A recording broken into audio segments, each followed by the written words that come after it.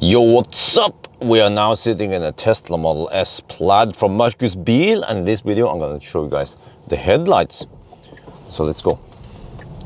So now we have low beam. Wait, actually no, the high beam is on. Okay, so normally it would be like this, low beam, and then if you just press the, you have buttons on the yoke, right? So you press the yoke wheel, it will just flash. It's touch screen, or haptic feedback buttons. I guess to save cost, right? And then if you press and hold for a couple of seconds, then it goes into auto mode. And now you see that it will go on and off automatically. All right, let me see. I'll drive through this section here. It's kind of slippery, maybe. Dry asphalt, -7 degrees Celsius. Should be good for the Nokian Hakkapeliitta R5 studless winter tires. Okay, and then, wait, let me see. How is the high beam? Hey, this is interesting. So the high beam does not go off over here. Most other cars will turn off the auto high beams. Okay, well, I just keep it on then. Well, but I'm gonna show another mode, by the way. So if I press briefly, I can then in the screen turn off auto high beam. And now we are on manual mode. And then in manual mode, if you just press, it still becomes the flash. And then if you press and hold for a couple of, if you have to press and hold long enough, there's like a circle that starts ticking. Now we are on manual and auto high beam on, and then press once again, high beam off, and then press and hold long enough. Now high beam on. Okay, so let me just have it on manual for now. So I'm going to show you what it looks like. So I tested Model 3 and Model Y a lot, and when I saw this one, I was like, these are the exact same headlights. Well, we can just do the test route, and we can see if there's any differences, but you can see the characteristics, the shape, the strength, everything looks the same. Same but different. Different car, yes, but that makes sense. And from what I heard, Tesla uses headlights, and they are, in my opinion, these are extremely good headlights. Look at a nice box in front of us, you know. Good spread, good strength. Well, okay, and then when it comes to adaptive stuff, well, you know, when you use the light show, these headlights, they can draw a Tesla, right? Or I guess anything you want. So there is some kind of matrix capability in the hardware, but it seems like Tesla has not enabled it in the software yet. So maybe one day Tesla will announce that, okay, every Tesla Model 3 or Y after 2021 or something, I don't remember, you know, with the new headlights, they will automatically get matrix headlights over the air software. Yeah. So let me show you here. Yes, it looks incredibly good. Good spread. Also shines quite high. You see, you can it will shine fairly high on the bush there, like almost as good as the BMW i7 headlights. Those are just one notch stronger, one notch wider. Like I felt like I was driving with some lead bar almost with the i7, but this one also top notch. The only problem is that they are not adaptive, no matrix action going on, and also they don't turn. So if you do this, see, they are just stiff. So yeah. But on that, we have to do the mandatory farm inspection, of course. Yeah, we haven't done it in a while. The farmers be like, oh man, there's been 3 months now with no UFO sightings.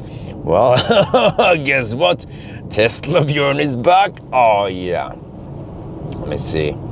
So over here, oh, what the heck?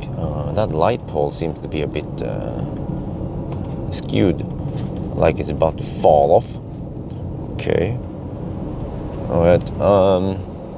Yeah, but I mean, it makes sense. Oh, you know, you might be wondering, but hey, this is the flagship of Tesla, right? Why do they still use the same cheap headlight like the Model 3 and Model Y? Well, it seems like, at least when it comes to safety feature or critical components in a Tesla, they still want to use the best shit, regardless of which car it is, even the lowest entry level. Even the Model 3 SR Plus with the smallest battery will have the same headlights. And then by simplifying production, simplifying number of parts, you will then make everything cheaper and better. See here. No, wait, wrong button.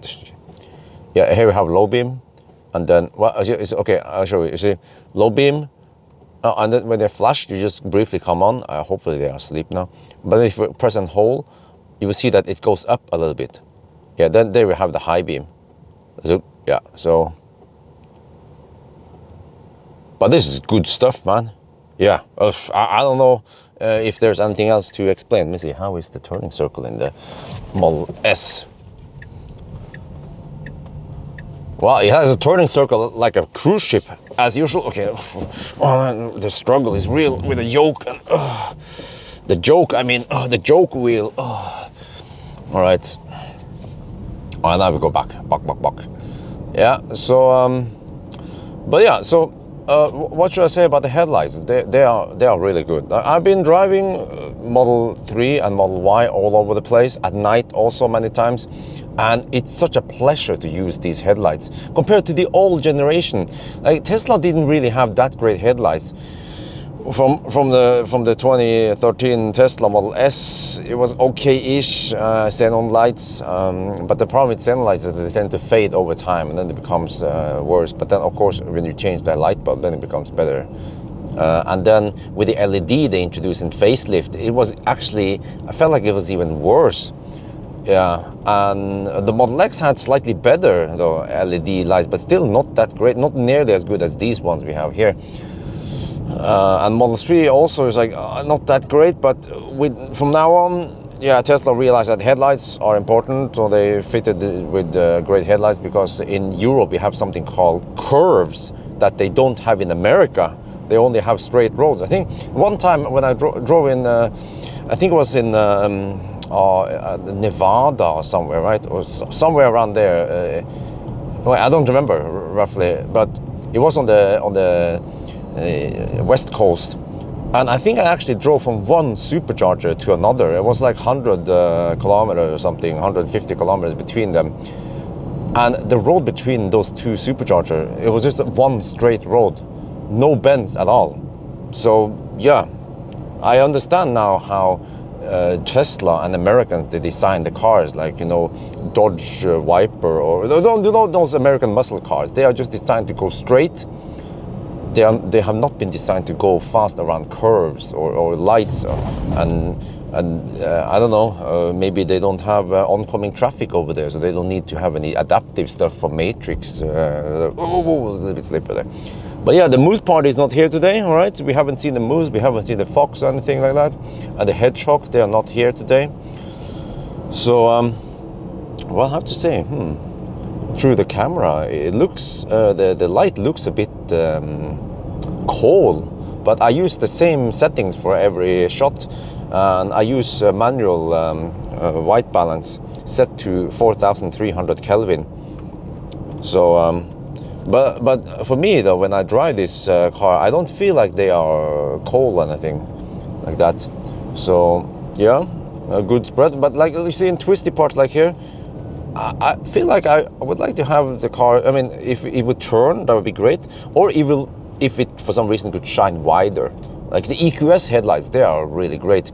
They actually change the light cone based on speed. So they would shine wider when you are stationary or driving slow, and then it concentrates more towards the front, or, you know, yeah, when you drive faster. But then the EQS spread wasn't the greatest. And then I feel like the i7 was better.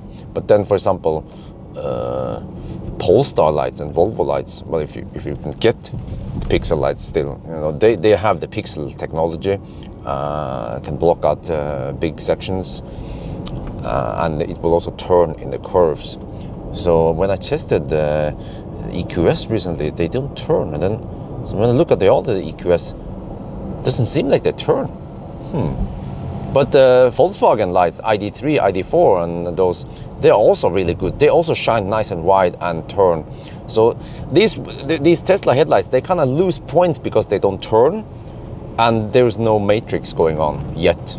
So yeah, but as a static light on not too twisty roads, then these are really, really good, and it makes night driving less, what to say, fatigueful. Is that even a word? Well, I just invented it, like Laderstau.